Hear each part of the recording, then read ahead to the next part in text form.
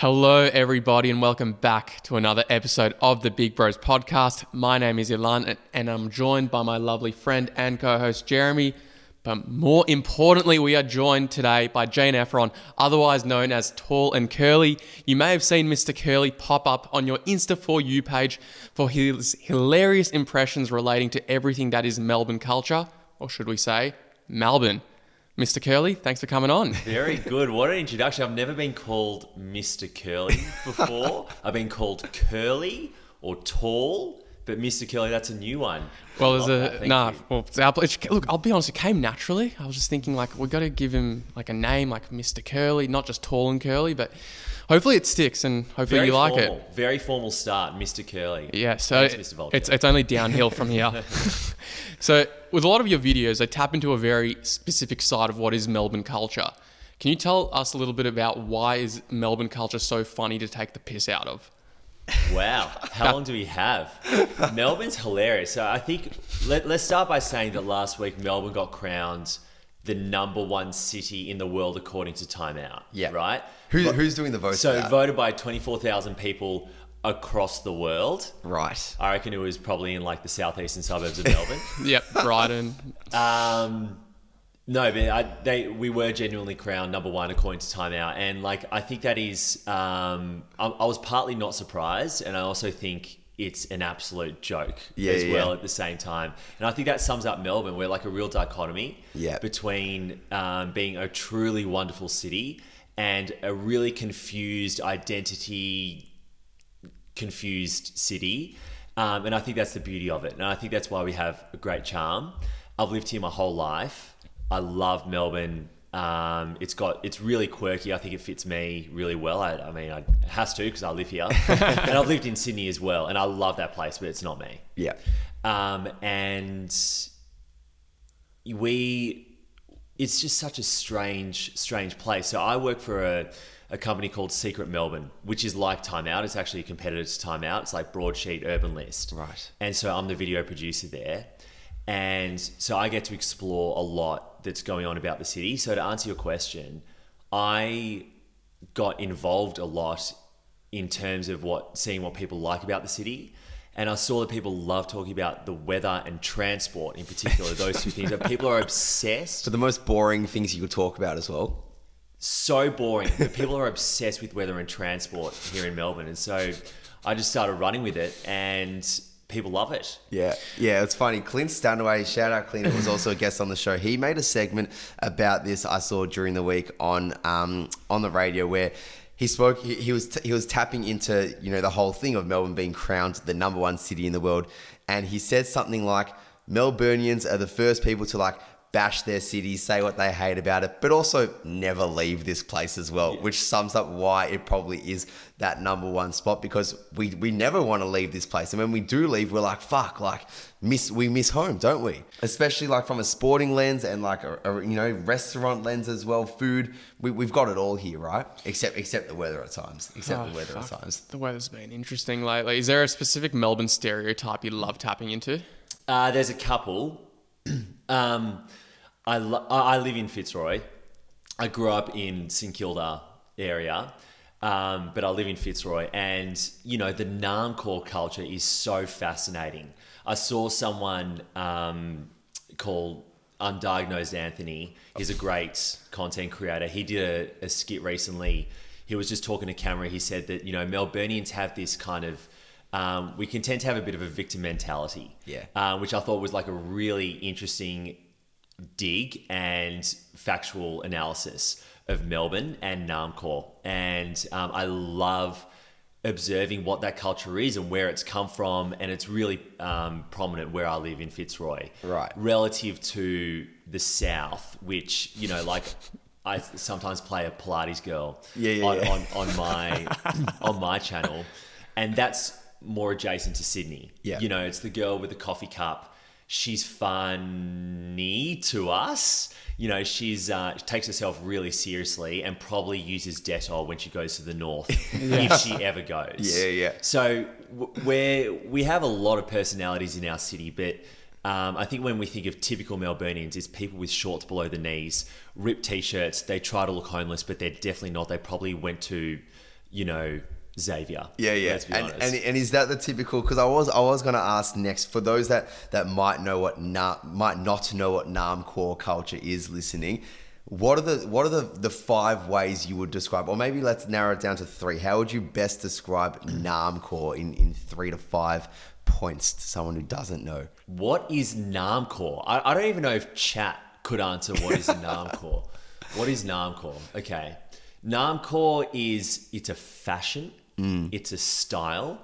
It's borderline homeless, but it's actually a lot more adjacent to really wealthy vintage shopping. Right.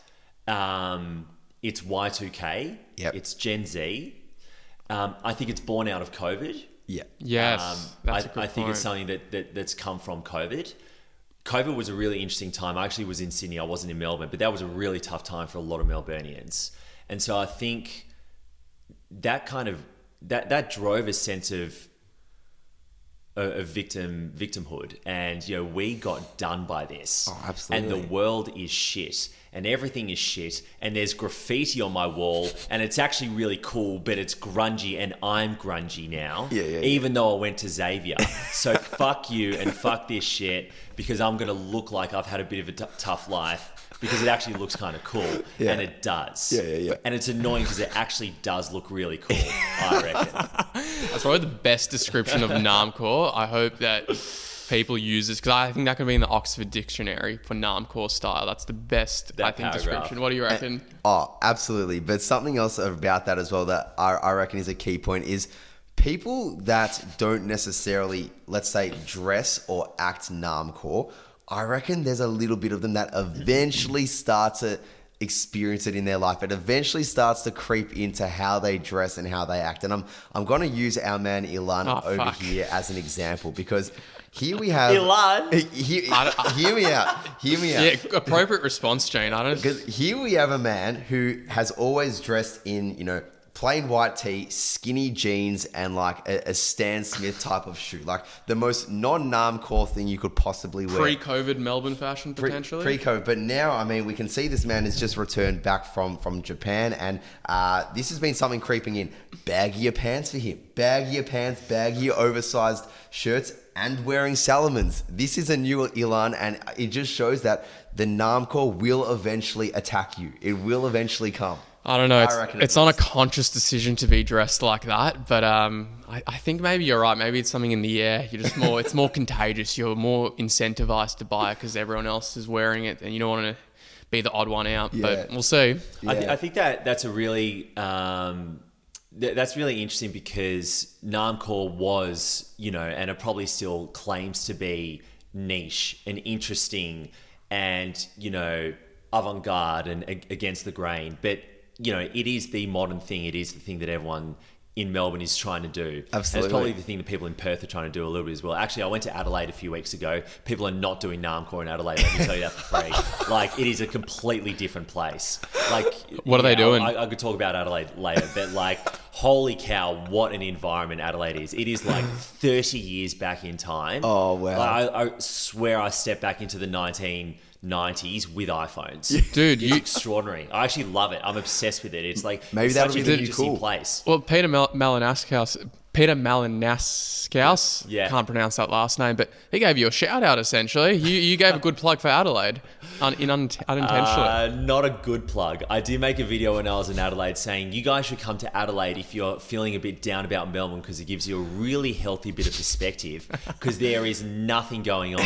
The irony of that video was that I filmed it on Melbourne Street. I actually didn't know I filmed it on Melbourne Street. And if you look at a map, like, I filmed it basically in the city. Yeah. Like, or what appears to be in the city. It was in North Adelaide.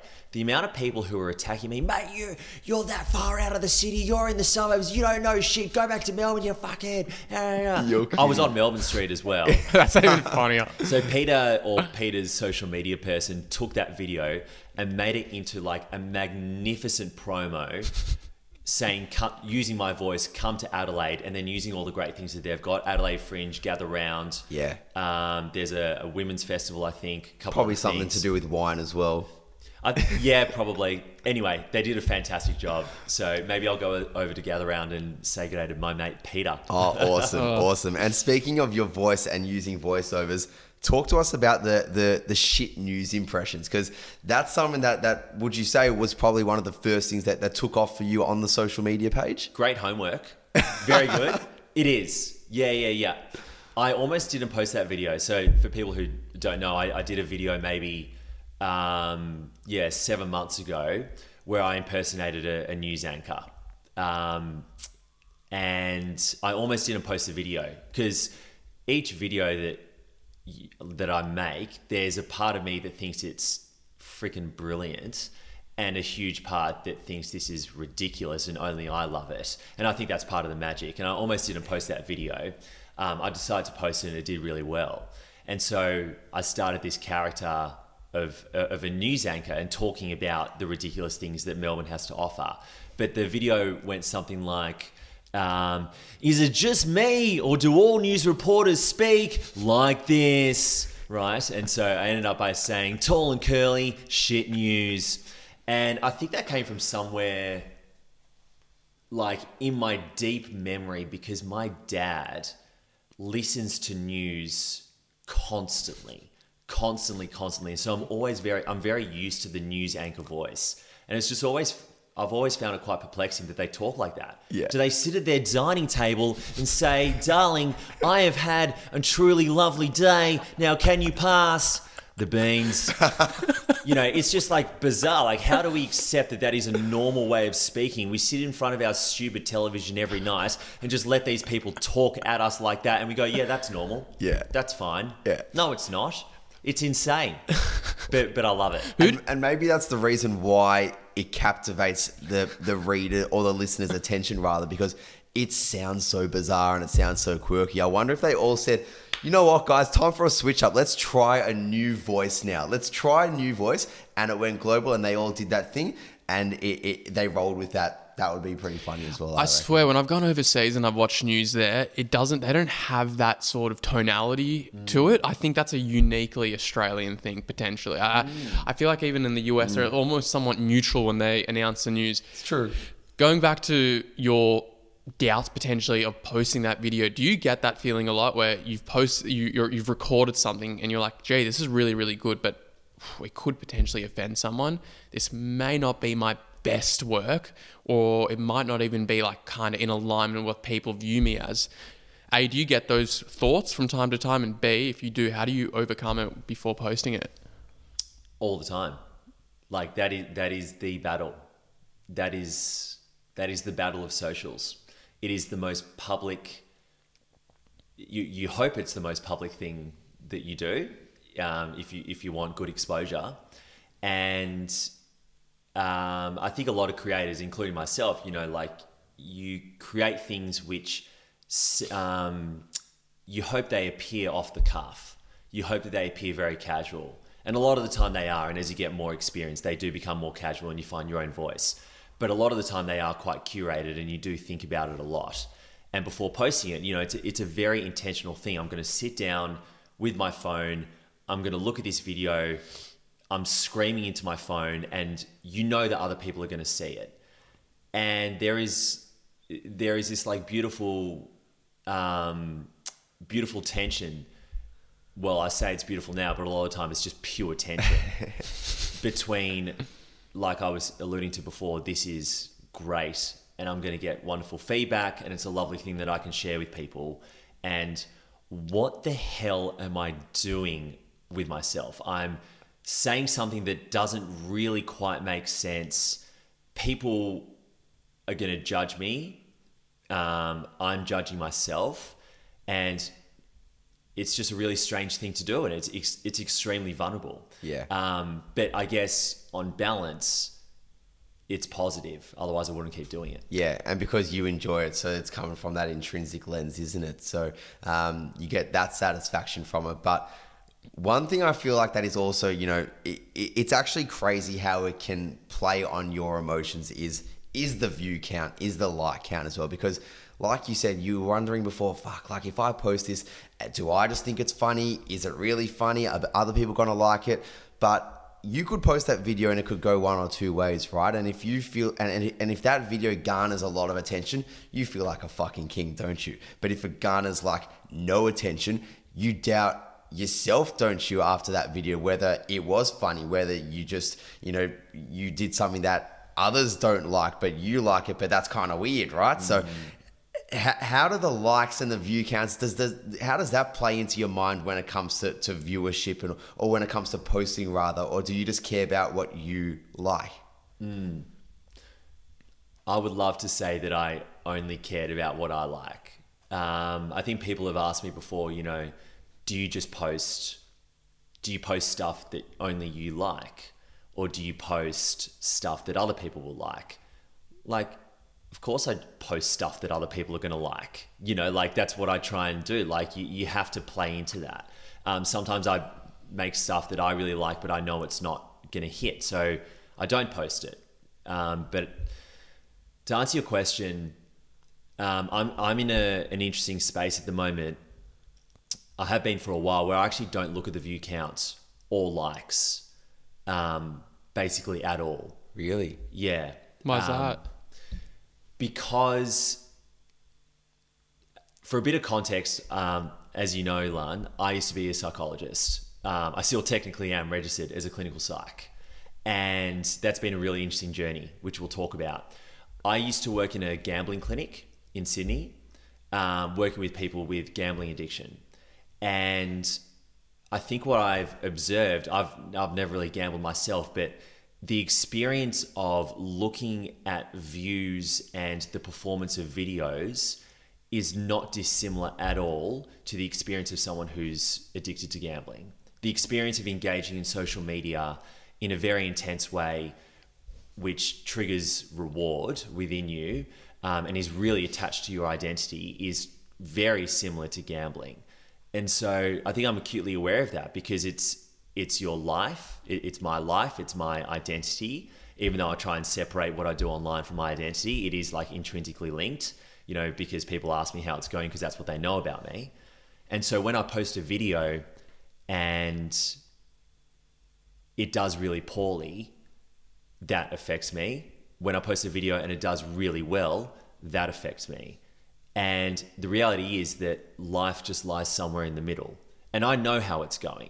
Like, I know if a video is doing really shit. I know if a video is doing really well. I don't need to look at every like and comment and effectively pull down that the pokey machine, the lever, the lever, because that's kind of what it is when you're checking notifications all the time. It's a very similar experience. Yeah, wow. So was there a moment then when you first started where, I don't want to say it for you, but like fell into a period where you were kind of looking to keep pulling down that lever? Is that why you eventually disabled it, or was this just from your knowledge of working in the gambling space?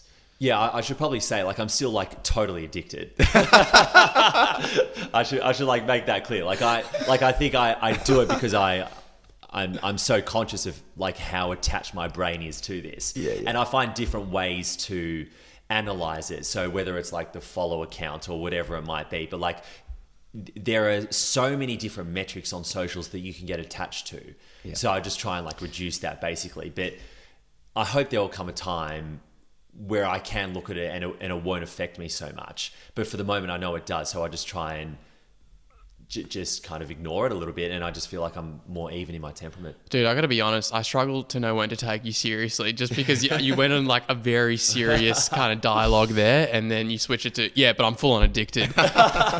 So I love that. On that note though, how do you expand? How do you get better, I suppose, without getting so enveloped in the performance metrics? Because like anything, I'm sure social media is a results-oriented business. It's a numbers game. How are you able to maintain that balance for yourself so that you can keep growing, but also not lose your mind, even though, as you said, you're totally addicted? Yep. Yeah, as I was kind of alluding to, I do know how the videos go. Like I have an awareness, and sometimes I do look, because I do have to have an idea. Like I can't have no idea.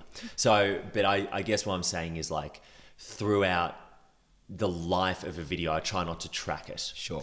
But even if I don't know the exact numbers of a video, I know roughly how things are going. Like, is this character doing well, or is that character doing well? Is this trend, that trend, whatever?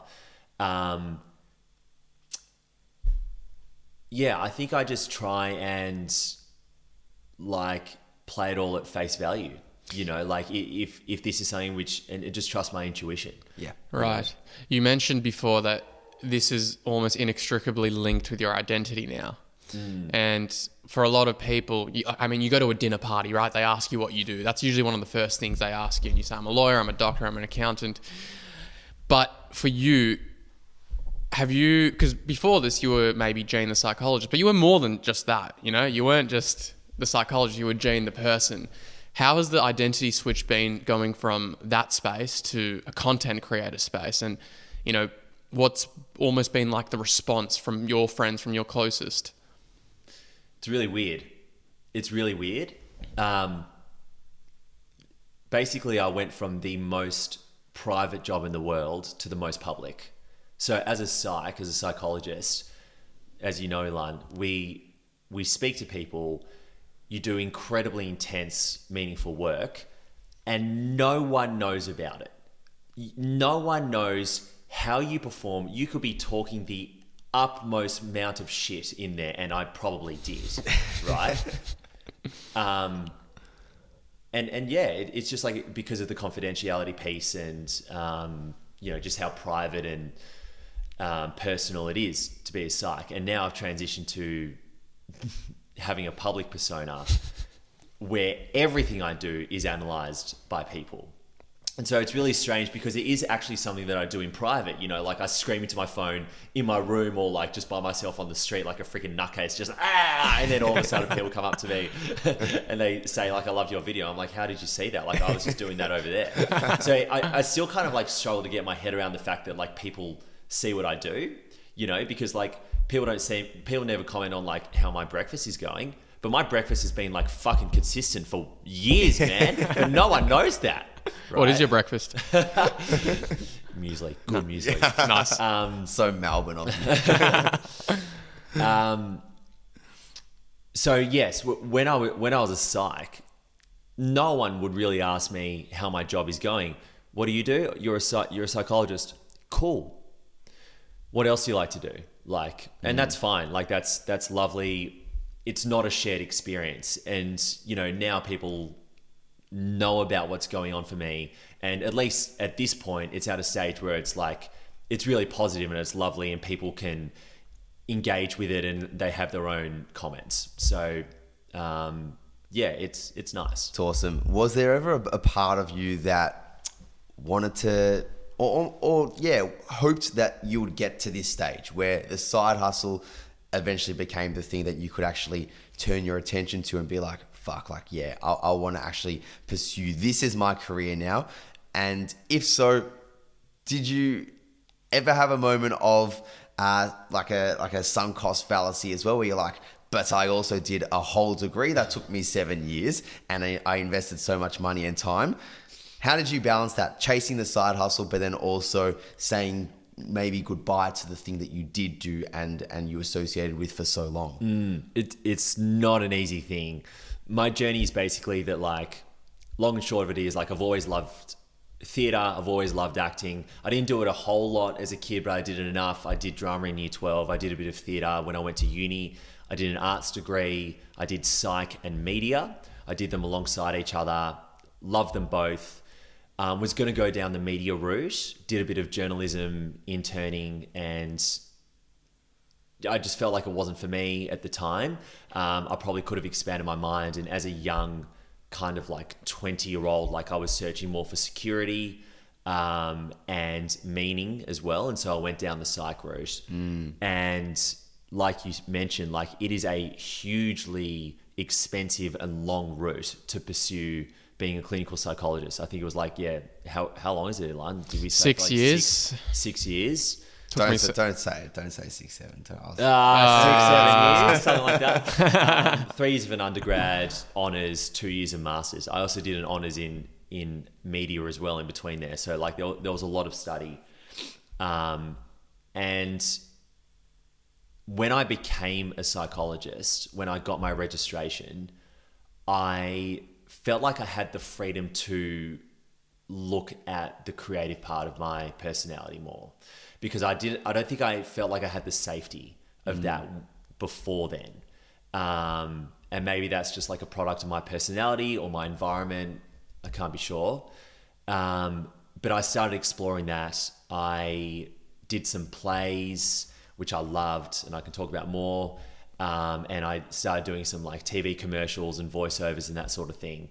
And then I started doing the page, the TallnCurly page 2 years ago, which was just like a hobby. And to answer your question, like I didn't start it with the vision of I am going to do X, Y, and Z, because in this like really weird digital world, you can't know exactly what it's going to lead to. Like it's just such a strange, unusual world. So I just did it alongside the safety of being a clinical psych, and that was my focus. Yeah. But to then like start to look at, holy cow, like I think I'm actually going to like leave this $100,000 of HECS debt behind 6 years and just like completely shift my career and start justifying to myself, no, it's not wasted. It's not been wasted time. No, this has been a good use of time.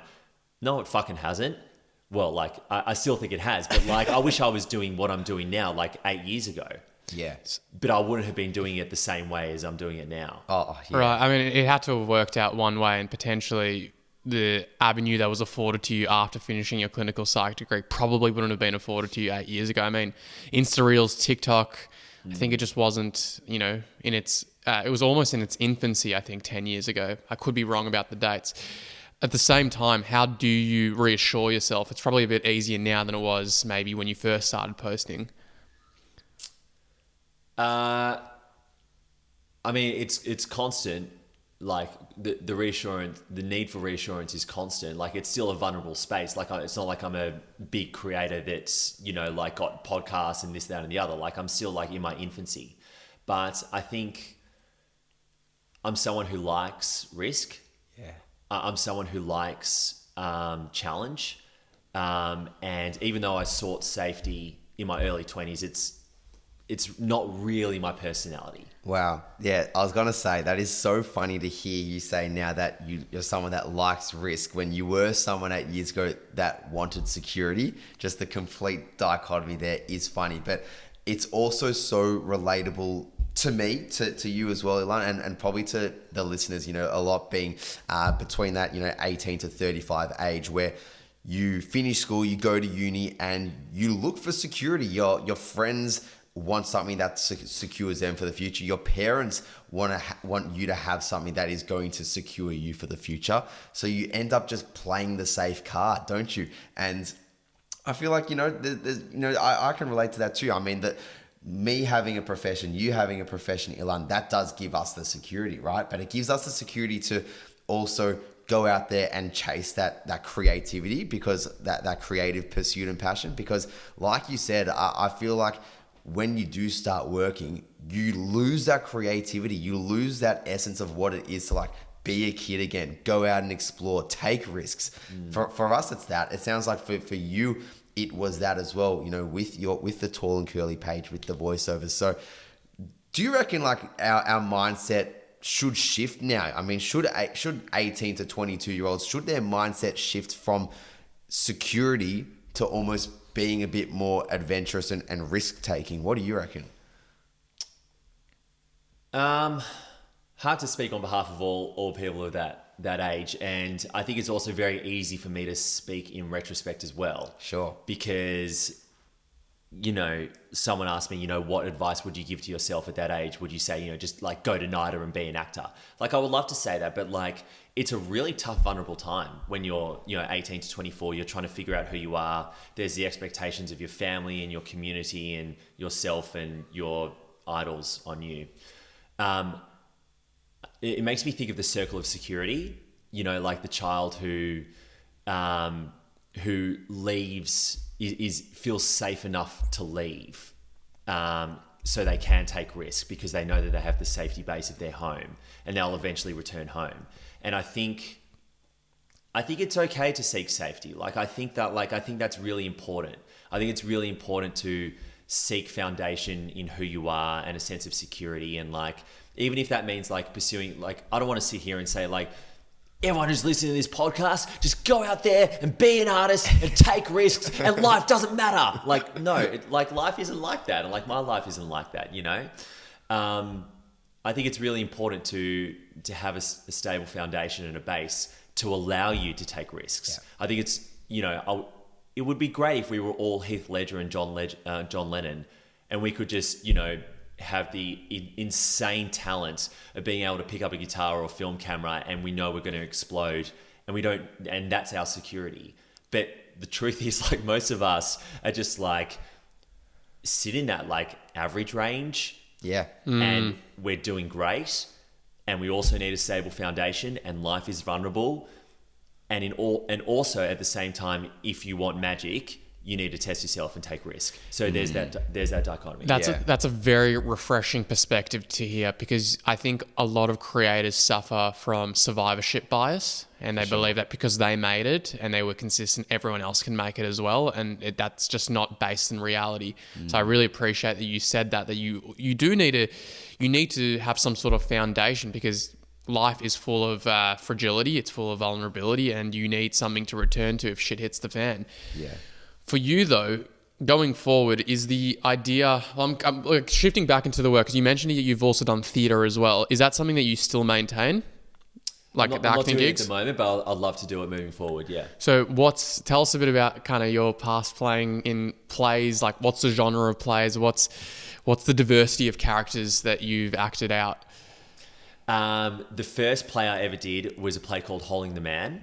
It's based on a true story of two boys in the 70s who went to Xavier, really Catholic school, highly conservative. They fell in love and entered a same-sex relationship. It's called Holding the Man because one of them, John, he played football for Xavier. I was going to say, is this going down an AFL route or something? It's a clever title. Anyway... I played the lead role. I played Tim in Holding the Man, which was a surprise to me at the time, like, to get that role. And like, that was incredibly testing. And like, I probably wasn't the best choice for the role because I don't come from like a homosexual background. And I think they actually recast the play after the run that I did, and they found someone more suitable, who's actually my friend now, Declan, fantastic guy, Declan Clifford.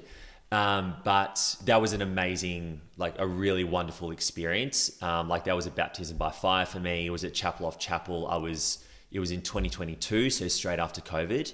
And that was actually like the most professional play that I've done up until this point. You know, it was pretty serious stuff, and like Tim has like 75% of the dialogue. It's a huge part of the script. Wow. So I did that, and then since then I performed a show called Necrophilia. Oh my goodness! Which was a dark comedy, fantastic, at the Melbourne Fringe and the Melbourne Comedy Festival. And I've done a couple other plays as well, but my favourite form of theatre was improv theatre. Wow. I was trained at the Improv Conspiracy, which is in the city. And for anyone who is looking to dip their toe into theatre or to learn how to feel uncomfortable, improv is the space. It is just like, it's so magical. It's freaking brilliant. And I'd say like, that's where I learned most of my quote unquote craft of just like learning to be silly and have fun and engage and just be yourself. Do you feel like you've always been the sort of person that can get silly and be relaxed, or do you feel like that's something you've had to work at as well? It's in my personality, for sure. Like, I was the kid who, like, I loved dressing up as a girl as a kid. Like, if we went to someone's house and there was like a dress, like I was going to put it on and just like dance around, be like, this is so funny. I loved like exploring different characters and different identities. But at the same time, like, I'm like heavily extroverted, but I can be quite shy, and like it can take me a while to warm in. So like, it's not like, I'm not someone who's just like purely extroverted and silly and fun. Like, it's something I have to channel. Perhaps an extroverted introvert. something like that. That was a term that I really heard once, and I loved it. An extroverted introvert. By nature, you might be introverted, but you do have that extroverted energy. But yeah, you mentioned improv there, and would you argue that improv is the hardest field to almost master when it comes to theatre and acting because it's so spontaneous? I would say yes, because one thing that I was taught is you can't master it. Like the harder you try with improv, like the more you're not going to do well, and you can't do it. You can't do it correctly, but fuck, you can do it wrong. Like you can do it incorrectly. Wow. I haven't done it in a little bit, but like it is one of those things like the Chinese finger pullers. Do you know those things? You put your finger on each end, and the harder you pull, the more it sticks. And when you just kind of like loosen and just like let it be and let the experience happen, that's when great things happen. Wow. I think, well, improv's an interesting one as well because it does require you to think on your feet, and you can't really think too much. Like if you want to say something that's natural. Yeah, like can you like overthink? Like because it encourages you to think and do, right? It's just be yourself, instinct first. Think something, do it, but do those doubts still creep in even in the improv space? 100%. That is the battle. Far out. The battle. I don't know how I would do it. Sorry? I don't know how I'd do in that because I overthink the shit out of things. Well, that's why I think improv's like such a great art form for people who like aren't even trying to get into art. Like for people who are just trying to get out of their head and like socialize and feel comfortable in their own skin. It's used in a lot of like corporate workshops because it is purely about literally looking at what's in front of you, responding to what the other person has said, and that is it. And like getting out of your own head or at least just being able to notice and tame the doubts in your own mind because we all have them. Do you weirdly feel do. like we do. I was going to say weirdly, is there a weird crossover between psych and comedy? Have you like noticed a bit of transition of practice somehow, somewhere from psych to comedy? Because you mentioned a lot about doubts, not giving into the doubts and just doing it and backing yourself. Are there those crossovers? Yeah, I mean, like I couldn't draw you a Venn diagram, but you know, being in anything that you do, like it's who you are, it's your identity, it's entirely psychological, it's entirely personal. When you're a solo artist, it's your own journey. You have intense vulnerability, intense doubt, pride, ego. There's so much that's going on. And I guess with my psych knowledge and background, like I don't know if it's helped or it's made me like analyze it more, but like it's certainly something that I've thought about a lot and I continue to think about. Yeah. I want to talk to you about your friendships and maybe the closest people in your life. Usually when we make a career change or any big change, people can make commentary. Others might treat us differently. Sometimes they might make comments behind your back, especially when they say that maybe you're not doing that well. Other times, people who maybe didn't notice you are pretending to be really close with you because they see all the online plaudits you're getting. What's that area been like for you? Have you noticed anything change maybe in your friendship acquaintance group, or have things just felt the same? Yeah, mate, my friends didn't want to fucking know me until I had 10,000 followers. I feel very lucky, and I think this is the safety thing that we talked about. I really commend people who just like are able to throw themselves out there, and a lot of people don't have a social foundation. It's just like the way people's lives are set up. I feel very lucky. I've got a very consistent, insanely supportive friendship group. None of them do something remotely close to what I do. Like they're in traditional fields, and I really admire them for what they do. Like I could never do what they do, and they could never do what I do. But I felt supported the whole time. Like I'm sure there's been times where they've talked to each other and they've gone like, "Oi guys, like just quietly, what the hell is Gene doing? Like what is he doing?" And I'm sure they still do that. But at least like the noise that I've heard is like, "We love you." Yeah. And great, keep going. And like they know that I'm going to produce stuff sometimes which is like pretty crap, And like, that's fine, because that's part of the journey. So I have felt really supported, which is hugely important, because I think the people's opinions who matter most are the people who are close to you. I don't really seek the validation so much of those who I don't know.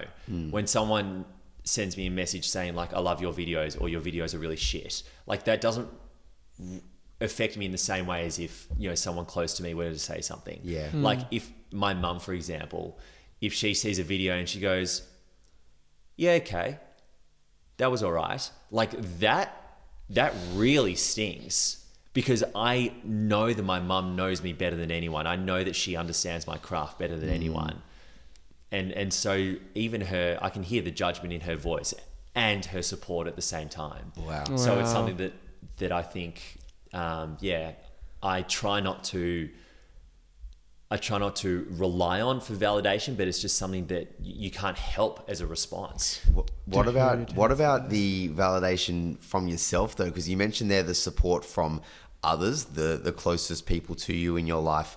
What about the support for yourself when you made that transition? Did you have a moment where you maybe felt uncertain about yourself making that transition, or doubted yourself making that transition, or was it always a fuck yeah, let's do it? All the time. Always doubt.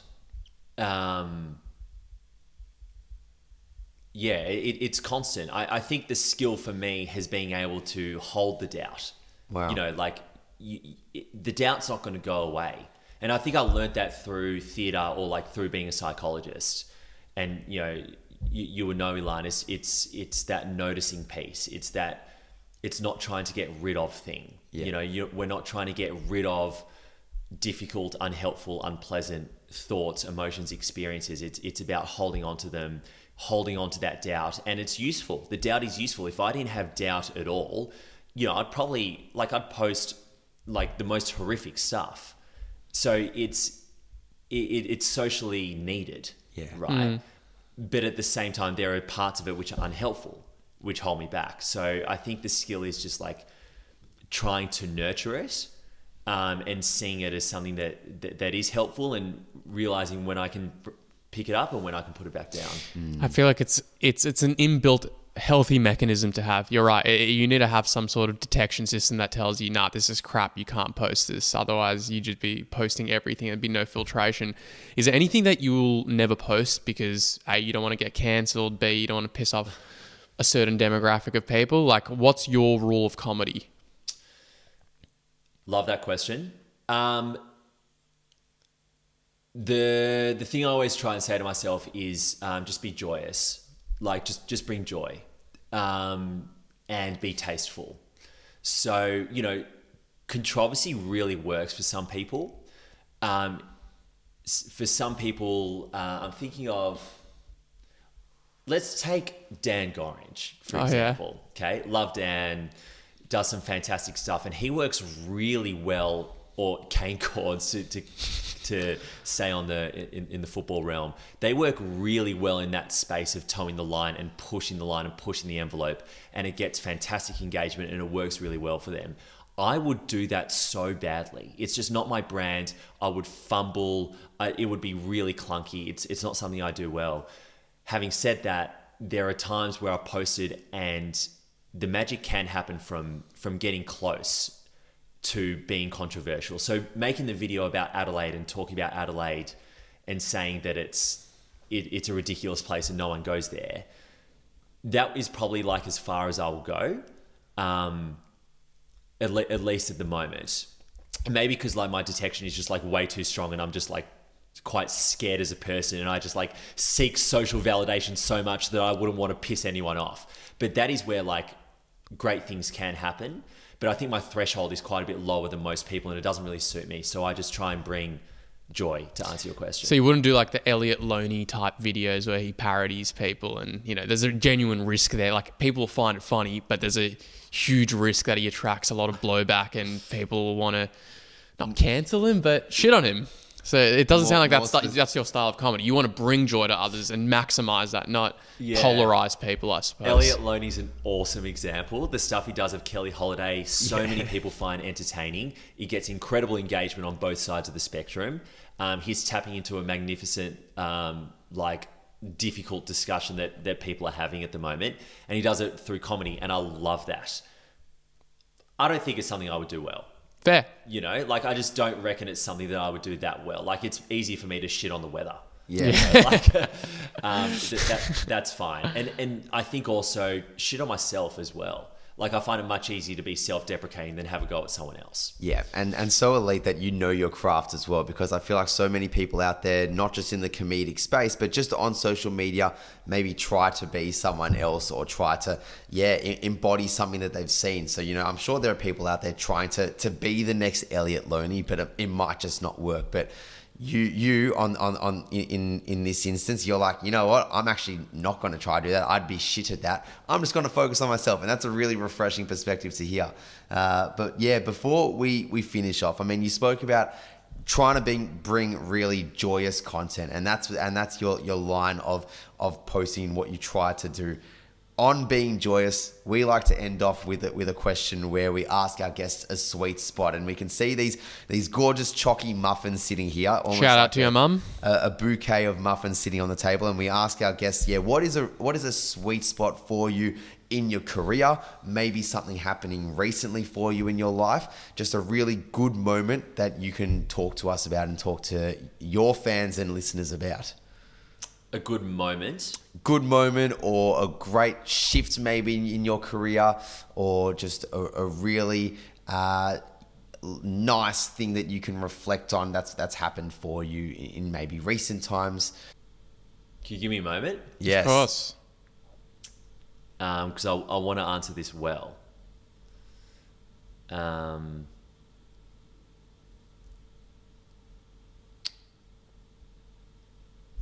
This isn't so much a moment. It's more an experience, like an ongoing experience. Great. So I studied at Howard Fine Acting School a couple of years ago, like learning acting, and I met someone called Ali, my dear friend now, Ali, and we've been making videos, or she's been helping me make videos for a while, and she just started her own page now called Late Stage. She started it like literally just a few weeks ago, and yeah, I think the reason I bring this up is because creativity and acting for me is all about sharing experiences. It's an intensely private thing that I do, even though it's so public. Like I just speak into my phone, but sometimes, like a lot of the time I record with her, I record with Ali, and to see, how do I say this without saying like an absolute dingbat? I don't want to say I inspired her to create her own page, but to see her take a leap of faith, I guess, like no matter what happens with it, is really cool. We are in a new generation where anyone can pick up a device and make a new career, like what you guys are doing at the moment. And to be able to share that with other people is really special and really sweet, because being a creator, even though it's so public, it actually is a very private solo journey. So to be able to share that like alongside her has been really cool. That's awesome, mate. We love that. I think you've really nailed that one there. A gorgeous sweet spot. And shout out Ali. You've mentioned her page. What's it called again? It's called Late Stage. Late Stage. There we go. So Mate, thank you for coming on the show, Gene. You've been terrific, and what an awesome insight into the world of comedy, the world of chasing your passion, and also, that dichotomy between security and risk, which has been awesome to hear. Where can people find you if they don't know already where to find you? They can find me online at TallnCurly. That's TALLN Curly, TallnCurly. Awesome. On all socials. We'll link all your show notes, your handles rather, in the show notes. But Mr. Curly, it's been a pleasure. Thanks, Ilan. Thanks, Jeremy. Great to finally be on.